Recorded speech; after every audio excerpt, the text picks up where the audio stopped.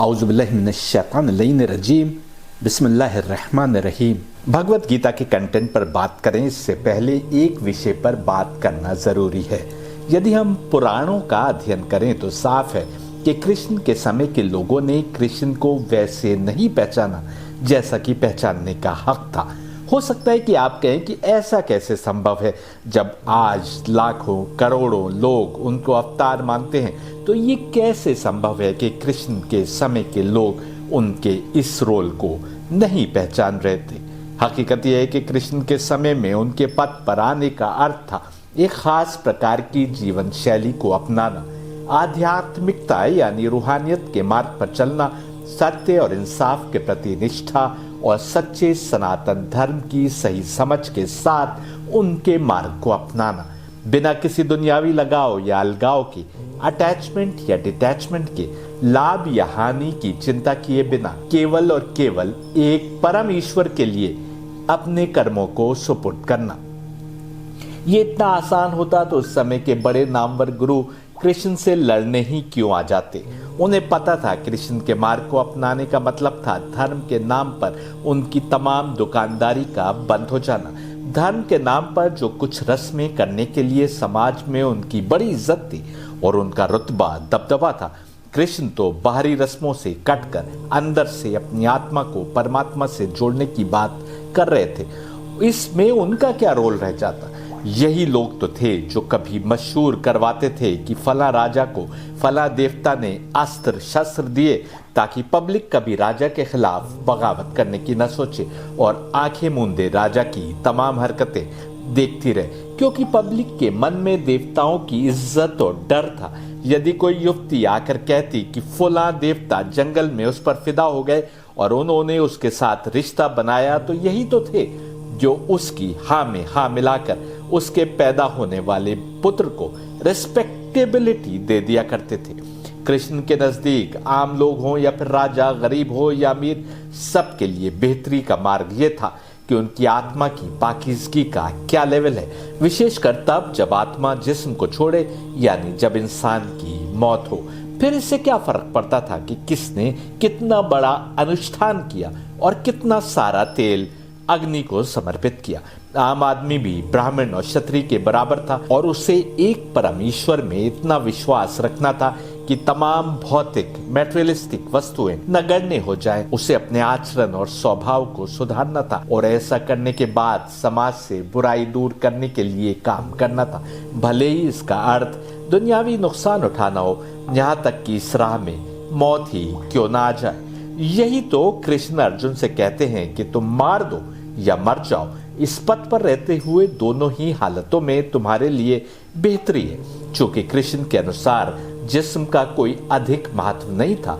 यदि जिस्म द्वारा की जा रही एक्टिविटीज रूह यानी आत्मा को बेहतरी की ऊंचाई पर नहीं ले जा रही, तुम चाहकर भी सत्य मार्ग से दूर नहीं रह सकते थे। यदि अगली जिंदगी की बेहतरी के ख्वाहिशमंद थे, जैसा कि हम देखते हैं कि कृष्ण कहते हैं कि बीच का कोई मार्ग नहीं, युद्ध में भी या तो इधर आ जाओ और या फिर तुम उधर के हो। और इधर आने का मतलब था कि तुम्हारा जिस्म तीरों और तलवारों से जख्मी भी हो सकता था और तुम मारे भी जा सकते थे, लेकिन सत्य और असत्य में या तो तुम सत्य के साथी होगे या फिर तुम असत्य के मार्ग पर समझे जाओगे। आज तो बहुत आसान है कि हम अपने को कुछ भी करते रहें, कृष्ण का भक्त कहें या अपने को उनके मार्ग पर चलने वाला बताएं, क्योंकि आज कृष्ण हमारे बीच नहीं है कुर्बानी मांगने के लिए। तब जब तक बदले में कुछ नहीं मांगा जाता, तब तक अपने को भक्त या उपासक कहना बड़ा आसान है। मान लीजिए कृष्ण फिर से आ जाएं और कहें कि अब से उनके सभी भक्तों का कर्तव्य होगा कि हर प्रकार के अन्याय, बुराई और जुल्म के खिलाफ आवाज बुलंद करें, भले ही इसके लिए उन्हें अनेक त्याग देना पड़े, जैसा कि कृष्ण ने अपने पूरे जीवन में किया।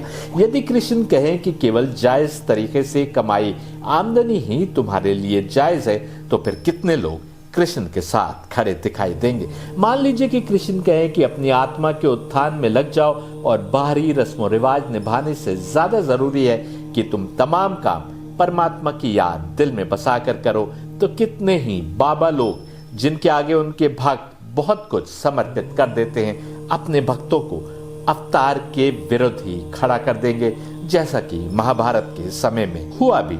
यदि कृष्ण आकर कहें कि अब से सभी को अपनी आय का एक हिस्सा गरीबों, बीमारों और जरूरतमंदों की सेवा और देखभाल पर खर्च करना होगा, तो हम में से कितने ऐसा करने को तैयार होंगे? ये भी संभावना है कि कृष्ण हमारा धन स्वीकार ना करें, क्योंकि उसमें का बड़ा हिस्सा गलत तरीके से या दूसरे का हक मारकर कमाया गया होता है, जिसमें का एक हिस्सा हम खुशी खुशी कृष्ण के नाम पर लुटाते हैं, इस उम्मीद पर कि वापस उससे 4 गुना मिलेगा। सबसे बड़े दान देने वाले बहुतेरे लोग ऐसे भी हैं जो कमाते समय एक पल भी नहीं सोचते कि उनका धन ईमानदारी से कमाया गया है कि नहीं। धर्म के नाम पर रस्में निभाने से बाहर निकलें तो व्यापार में या पूरे जीवन में जो कुछ ये कर रहे हैं वो सब का सब जायज बनाए हुए हैं। क्या कृष्ण के समय में उनका अनुयायी अपने को कहकर हम ये सब कुछ कर सकते थे? यदि पुराणों में वर्णित कहानी सच है तो हम पाते हैं कि कृष्ण के अपने भाई शत्रुजीत और दूसरे रिश्तेदारों ने कृष्ण के कैरेक्टर पर संदेह किया और उन पर अपने भाई प्रसेन की हत्या करके बेशकीमती जेम यानी आभूषण जो उसके पास था उसकी चोरी का आरोप लगाया। ये झूठा आरोप ऐसे ही फैलाया गया कि कृष्ण को अपने को आरोप मुक्त करने के लिए अपने कुछ यादव मित्रों के हमरा जंगल में सबूत जुटाने जाना पड़ा। उन लोगों ने कृष्ण के भाई के पैरों के निशानों का पीछा किया, फिर भाई को मारने वाले शेर के निशान का पीछा किया और फिर शेर को मारने वाले भालुओं के राजा के निशानों का पीछा करते हुए एक गुफा के मुहाने तक पहुंचे। कृष्ण गुफा के अंदर गए जहां उन्होंने भालुओं के राजा जंबावत से 21 दिन तक युद्ध लड़ा। जी हाँ, 1-2 दिन नहीं बल्कि 21 दिनों तक। और कृष्ण के लिए उनके यादव मित्रों का प्रेम इस हद तक था कि ना तो कोई कृष्ण के साथ गुफा के अंदर गया और ना ही बाद में जब कई दिनों तक कृष्ण बाहर नहीं आए तो किसी ने अंदर जाने की हिम्मत की कि देखें कि उनके मित्र के साथ क्या हुआ। 7 दिनों तक जब कृष्ण गुफा से बाहर नहीं आए तो जैसा कि लिखा है, इन्होंने सोचा कि दुश्मन को शिकस्त देने में इतना वक्त तो नहीं लगना चाहिए और इन्होंने ये निष्कर्ष निकाला कि कृष्ण मारे गए होंगे। वे वापस लौट गए और द्वारका पहुंचकर ये घोषणा कर दी कि कृष्ण मारे गए। क्या इससे बड़ा और कोई सबूत चाहिए ये समझने के लिए कि जब कृष्ण इस दुनिया में एक अवतार बनकर आए तो केवल कुछ ही लोग उनके साथ थे जो उनको पहचान रहे। आज ये कहना बहुत आसान है कि हम कृष्ण के अनुयायी हैं, लेकिन यदि कृष्ण वास्तव में हमारे प्रेम या भक्ति की परीक्षा लेने आ जाएं, तो हम में से कई लोग बहाने बनाने या भागने का रास्ता ढूंढने लगेंगे। क्या कृष्ण को अवतार मानने का अर्थ ये नहीं है कि उनकी शिक्षा पर यकीन करना और भौतिक यानी मैटेरियलिस्टिक दुनिया से मोह या अटैचमेंट छोड़कर उनके दिखाए मार्ग को समझते हुए आत्मा को परमात्मा से करीब करते हुए एब्सोल्यूट गॉड की पूजा और समर्पण में अपने को झुका देना? आज तो मुमकिन है कि हमारी जीवन शैली या सोच कौरवों जैसी हो, गुरु द्रोणाचार्य या भीष्म पितामह जैसे हम पाखंडी हों, लेकिन अपने को बढ़ चढ़कर धार्मिक दिखा रहे हो। क्या धर्म के नाम पर कृष्ण से लड़ने आने वाले अपने को धार्मिक नहीं समझ रहे थे, लेकिन फिर भी अपनी सोच से भिन्न कृष्ण की शिक्षा को पाया तो शिक्षा देने वाले को ही मार्ग से हटाने की ठान ली? हम में से कितने ऐसे हैं जो शैतान के वसवसों में कैद या मटेरियल दुनिया के लाभ बटोरने में गर्क हैं, लेकिन फिर भी कृष्ण को अपना माने बैठे हैं? ये लोग दरअसल कृष्ण को तो मानते हैं लेकिन कृष्ण की नहीं मानते। कृष्ण के रिश्तेदार भी इतना ही उनसे प्रेम करते थे कि गुफा में जंबावत से युद्ध करते हुए कृष्ण की मौत की खबर सुनकर उन्होंने बिना जांच किए मरने के बाद के सभी औपचारिक संस्कार कर डाले। उनसे कहीं बेहतर तो जंबावत था, जो देखने में तो एक पशु पैदा हुआ था, लेकिन युद्ध के दौरान कृष्ण के गुणों को पहचान कर उनके सामने अपना सिर झुका दिया। जब कृष्ण ने उसे बताया कि वो पृथ्वी का भार उठाने यानी दुनिया से अधर्म को समाप्त करने के लिए अवतरित हुए, तो जंबावत ने अपनी बेटी जंबावती को पत्नी के रूप में कृष्ण को दे दिया और वो सेमंतक जेम यानी मणि भी वापस कर दी, ताकि कृष्ण अपने ऊपर लगे आरोपों से मुक्त होकर अपनी प्रतिष्ठा बचा सके। ऐसे ही लिखा है, इसलिए दिया कि कृष्ण अपनी प्रतिष्ठा जो दांव पर लगी थी वो बचा सके। पुराण में लिखा है कि कृष्ण ने वो जेम यानी मणि अपने भाई को लौटा दी और उस झूठे आरोप से मुक्त हो गए जो उन पर लगाया गया था। आगे लिखा है कि जब शत्रुजीत को लगा कि वो कृष्ण के चरित्र पर लगाए गए आरोप का कारण थे, तो उन्होंने अपनी पुत्री सत्यभामा का विवाह कृष्ण से कर दिया। इस प्रकार 15 दिन में 2 विवाह किए कृष्ण। जो लोग विवाह के लिए गोत्र को लेकर बहस करते हैं, उन्हें ध्यान देना चाहिए कि शत्रुजीत को कृष्ण का भाई बताया गया, लेकिन सत्यभामा से विवाह भी कुछ और दुश्मनी का कारण बना और अक्रूर, कृतवर्मन और सत्यधनवन जैसे लोग कृष्ण से दुश्मनी पर उतर आए। अवतार समझ रहे होते तो ऐसा न कर। लिखा है कि अक्रूर हालांकि कृष्ण के खिलाफ साजिशें रचाता था, लेकिन उनकी महानता को भी जानता था। यह दर्शाता है कि सत्य का ज्ञान रखने के बावजूद कुछ लोग अपने अहंकार या स्वार्थ के कारण सत्य मार्ग से दूरी बनाए रहते हैं। गीता से साफ है कि भले ही महाभारत के युद्ध में दुर्योधन अंधे अनुयायियों के समान लड़ने आया हो, उसको लाने वाले गुरु कृष्ण को पहचानते थे, लेकिन फिर भी रास्ते से हटाना चाहते थे क्योंकि उनके धंधे समाप्त हो रहे थे। यहाँ तक कि कृष्ण के भाई बालभद्र ने भी कृष्ण की नियत और इरादे पर शक किया। उनका मानना था कि कृष्ण सत्यधनवन का पीछा उसकी संपत्ति के लिए कर रहे हैं। बालभद्र को कृष्ण पर भयंकर क्रोध आया और उन्होंने कृष्ण से कहा कि तुमको लज्जा आनी चाहिए। इतना लोभी होने के लिए मैं तुमको भाई नहीं मानता। मेरा रास्ता अलग है, तुम जिधर जाना चाहो जाओ। मैं अपने परिवार के साथ द्वारका से जा रहा हूं। तुम अपने झूठे कथनों से मुझे धोखा नहीं दे सकते, ऐसा पुराण में लिखा है। क्या ये सब बातें जो पुराण में दर्ज है हमारे दावे को सिद्ध नहीं कर रही?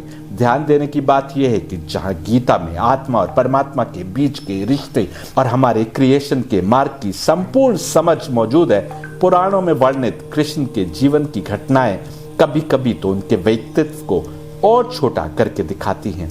ये भी एक कारण है कि हम मानते हैं कि पुराण अब मूल रूप में नहीं है और किसी समय उनमें एडिटिंग हुई है। विष्णु पुराण का चैप्टर 15 बताता है कि जब ये शक्तिशाली व्यक्ति यानी कृष्ण इंसानों की इस दुनिया में वास कर रहा था, उसकी 16,100 पत्नियां थी। इन पत्नियों से इस यूनिवर्सल फॉर्म के जो निराकार है 1,80,000 पुत्र थे। 1,80,000 पुत्र थे, तो या तो पुत्रियों का कोई महत्व नहीं था इसलिए उन्हें नहीं गिना गया, या फिर अवतार के पुत्रियां होती ही नहीं थी।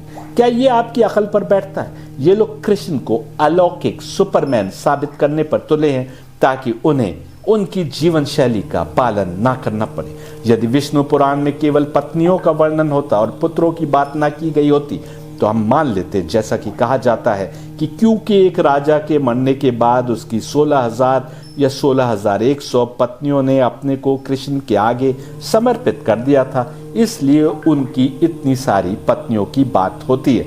1,80,000 पुत्रों की बात बताती है कि पुराण का उल्लेख ये बताने की कोशिश कर रहा है कि सब की सब हकीकत में कृष्ण की पत्नी का दर्जा रखती थी। यदि हम 1,80,000 पुत्रों को 16,100 पत्नियों में बांटे तो हर पत्नी के औसतन 11 से अधिक पुत्र हुए। पुत्रियों को गिना नहीं किया क्योंकि पुराण के लेखक के लिए इसका कोई महत्व नहीं था। कृष्ण यदि अवतार न होते तो हम उनके बारे में कुछ भी मान लेते, लेकिन एक अवतार के स्वभाव से परे है कि वो किसी स्त्री से विवाह करे और उसे उपेक्षित करे, उससे प्रेम न करे। पुराणों में बताई गई अनेक बातों को स्वीकार करने का अर्थ है कि हम कई एब्सर्ड थ्योरीज यानी असंगत सिद्धांतों को मान ले।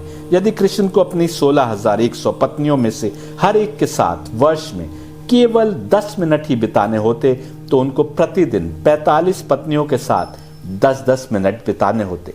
यदि हम मान लें कि वो प्रत्येक पत्नी के साथ 10 मिनट देते थे तो इसके ये माने हुए कि हर रोज वो 450 मिनट यानी 7.5 घंटे केवल पत्नियों के साथ गुजारेंगे यदि साल में बस एक बार एक पत्नी को 10 मिनट देने हों। आप समझ गए होंगे कि हम क्या दिखाने की कोशिश कर रहे हैं। साफ है कि पुराण अपनी असली हालत में नहीं है।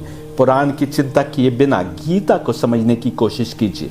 पुराण तो पैगंबर मोहम्मद के दुनिया से जाने के करीब 150 से 200 वर्ष बाद लिखी गई हदीस की किताबों जैसे हैं, जिनमें कुछ हदीसें सच्ची भी हो सकती हैं और कुछ गलत भी। ये ऐसा ही है कि 1857 में यदि किसी पूर्वज ने अंग्रेजों से युद्ध लड़ा हो तो आज आप उनके वंशज से पूछिए कि बताओ तुमने अपने बुजुर्गों से क्या सुना है 1857 के युद्ध के बारे में। मुमकिन है कि कुछ बातें हकीकत पर बेस याद हो और ये भी मुमकिन है कि आधा सच हो और आधा सच ना हो। आपको समझना होगा कि पुराणों में मिथ्स और लेजेंड्स का वर्णन है जिनकी जड़ें सच में भी हो सकती हैं और नहीं भी हो सकती। एक और सबूत जो दिखाता है कि पुराण पूरे के पूरे पुराने नहीं है वो ये कि पुराण 10वीं शताब्दी में बने मंदिरों का भी उल्लेख करते हैं। 18 के 18 पुराण बताते हैं कि कुल 18 पुराण। ऐसा कैसे मुमकिन है? 18 में से कोई एक पहले लिखा गया होगा, कोई बाद में, या क्या पहले से विचार करके 18 लिखे गए थे कि कुल 18 पुराण होने चाहिए। सार यह है कि कृष्ण की शिक्षा को समझने के लिए गीता का सहारा लीजिए और ना ही पुराण, महाभारत या किसी और हमारे आपके जैसे आम व्यक्ति द्वारा लिखी गई किताब का। कृष्ण हर हाल में अवतार है और उनकी दी गई शिक्षा हर जमाने के लिए हमारा मार्गदर्शन करती है।